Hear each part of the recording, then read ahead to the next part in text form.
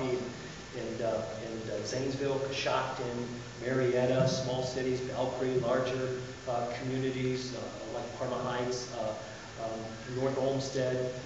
I've mentioned Toledo and Dayton, but we won by surprising margins in Cincinnati and Cleveland. Our mayor in Youngstown ran without opposition. So you will see as you continue to follow these races that all politics is local. Chris, are you saying then that Ryan didn't work hard enough early enough? No, I think the mayor worked exceedingly hard, but as I mentioned to Jim, that oftentimes when you're governing, you're not the candidate, you're not the elected official. You're focused on the task at hand, in this case running a very large city. Oftentimes that doesn't give you the time or energy to donate or to commit rather to campaigning. And I think what you'll see is that she was working so hard as mayor that in fact we didn't have enough time to get our message out in the final weeks of the campaign. Why didn't Ted Strickland campaign for her? I think the governor did in fact campaign for the mayor as well as many other candidates across the state. For a specific number of times I'll refer you to the governor's office, but I do know that the governor campaigned for many candidates on behalf of directly for those candidates or on part of those on behalf of those candidates in an indirect way, so speaking like direct mail. The fact that we saw some independents pick up traction last night, do you think that that's sending the message that people are just sick of both political parties? I don't know if I would characterize it as sick. I think message is important. I think that as Democrats we should always remember, and I'm sure Kevin will say the same, it's always a campaign of ideas.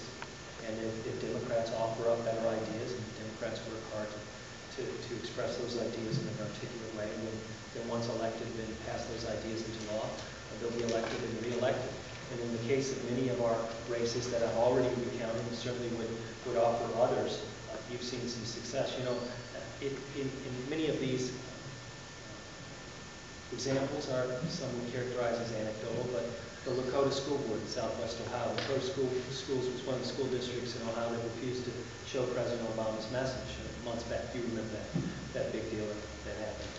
Well, we supported a candidate for school board who was critical of the decision of the Lakota School Board not to supply that message to their students.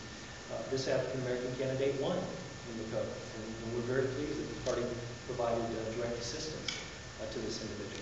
In the city of Middletown, again in Southwest Ohio, we elected an at-large ward council candidate, an African-American with direct help from the party. We're very pleased about that. We made inroads, as I mentioned in Hamilton, in Xenia. We did well in Southeast Ohio. If you look at the governor's base of Southeast Ohio, we solidified margins in Coshocton and Zanesville, built upon our successes in Marietta and Belford, as well as countless other communities.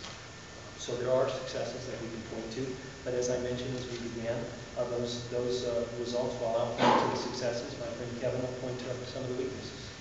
Well, the thing is that nationally, if you look at the national landscape, it doesn't look like a whole lot of change from this time last year. Right.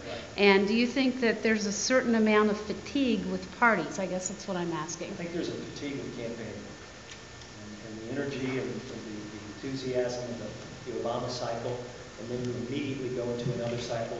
We're all busy people.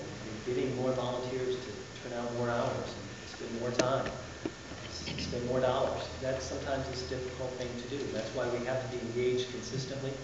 I'm pleased that the party has a strong field organization going into the 2010 cycle so that we can build upon our successes, readily identify the weaknesses, correct where we can, and move forward.